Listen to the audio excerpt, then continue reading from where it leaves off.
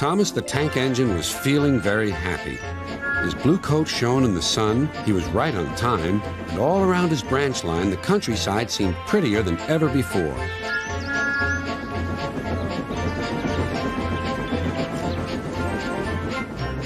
Beep, beep. Good morning, Percy, he whistled.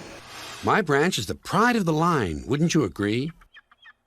Yes, Thomas, of course, but what, Percy? Out with it. Well, there is another engine with a famous branch line, too. Who? Where?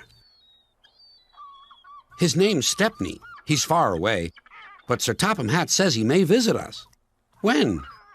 Oh, someday. And Percy hurried away.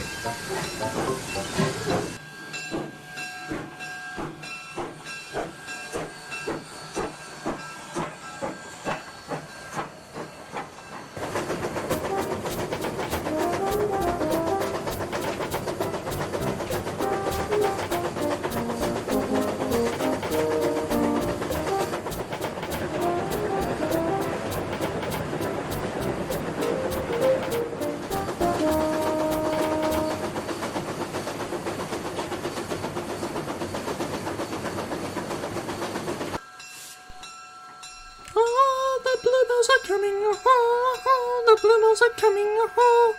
If you must sing, Percy, grumbled Douglas, can't you sing in tune?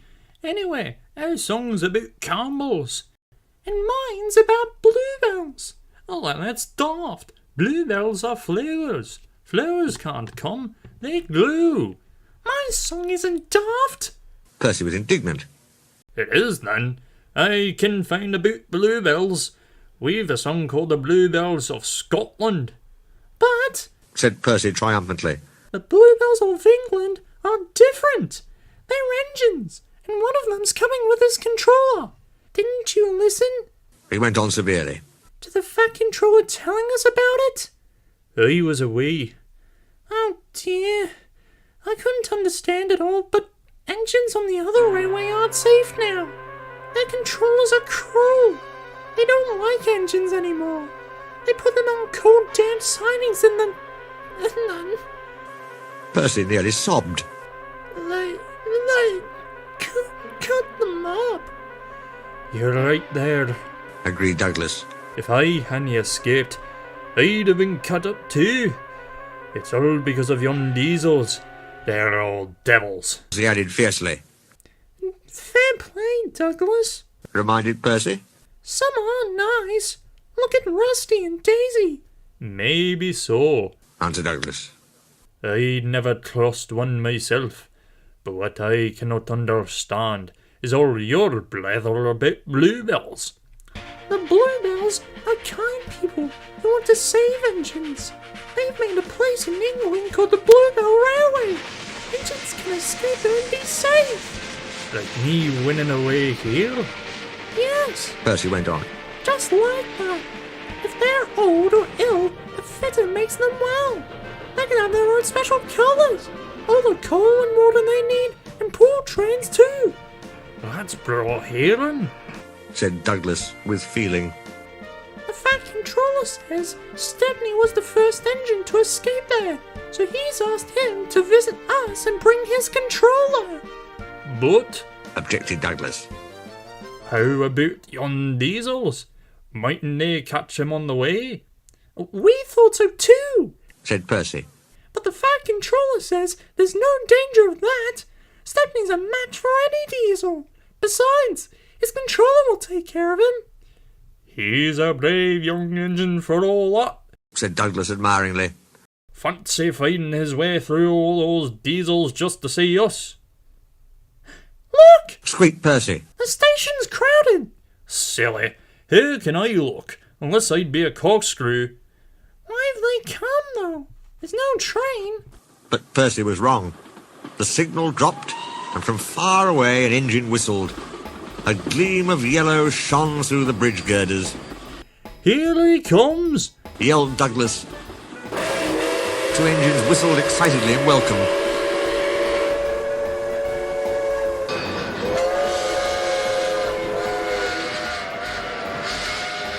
Replied Stepney. as with passengers and people waving and cheering, he puffed proudly through the junction on the last stage of his long journey.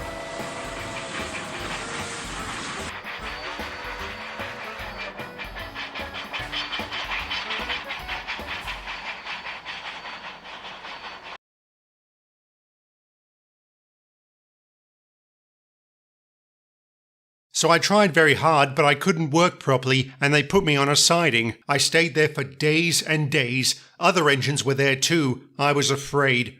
I'd have been frightened too, said Edward. But then some workmen came. They mended me and gave me a coat of paint. I couldn't understand it till my driver came. He was very pleased. "Stepney, you lucky old engine," he said. "You've been saved. The Bluebell Railway has bought you." What a lovely surprise. Smiled Edward. Have they saved other engines beside you? We asked. "Oh yes, you'd like our Bluebell and Primrose," Answered Stepney. "They're twins and as like as two peas." He chuckled. They only had numbers at first. Bluebell is 323 and Primrose is 27. They were very pleased when our controller gave them names. Some say he's wrong to do it. It certainly made them cocky, but they do work hard, and I think our controller was right. All engines ought to have names. Oh yes, Agreed Edward. it is most important. That's why we've given names to our 488 and 2650, but our controller doesn't know. It's a secret. Don't tell him, will you? Of course not. Smiled Edward.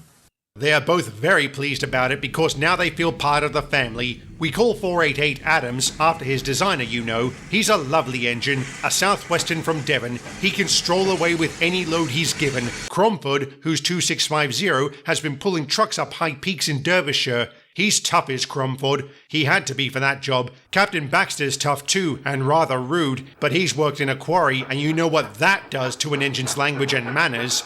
Oh, I do indeed, said Edward gravely. He's a good sort, really. I like him. We both miss our work with trucks. He paused. I oughtn't to say this after everyone's been so kind, but our line is very short, and I never get any good runs now. I miss them dreadfully. Never mind. Smiled Edward. Perhaps you'll get some while you're here. Stepney said goodbye to Edward, and then returned to the big station. There he helped Duck shunt the yard. They were soon great friends and enjoyed their afternoon together. Thomas arrived before they'd finished, and stayed till it was time for his last branch line train. But that train's tail lamps were hardly out of sight when the two engines heard a commotion at the station. Hello, Said Duck. I wonder what's up. Presently the night duty shunter came hurrying to the shed. The bell in the cabin on the branch line rang once, then 5, pause 5. That means shunt to allow following train to pass. The signalman was puzzled. He telephoned control. "Oh, special is it? Ah, I see."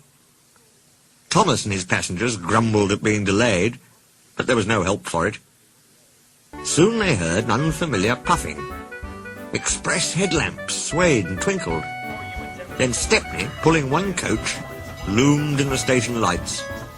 He slowed to exchange tablets, whistled a greeting, then gathered speed into the night.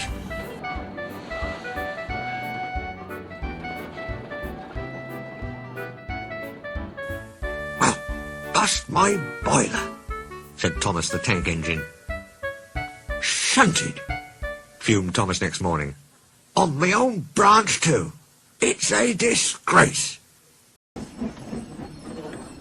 I'm sorry, said Stepney. I was a special. Why? An important passenger arrived just as you left.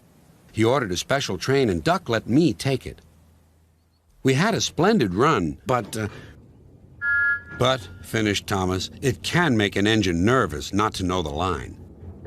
Exactly, said Stepney. You're such an expert. Thomas felt much better. He couldn't be cross anymore and began telling Stepney all about his branch line.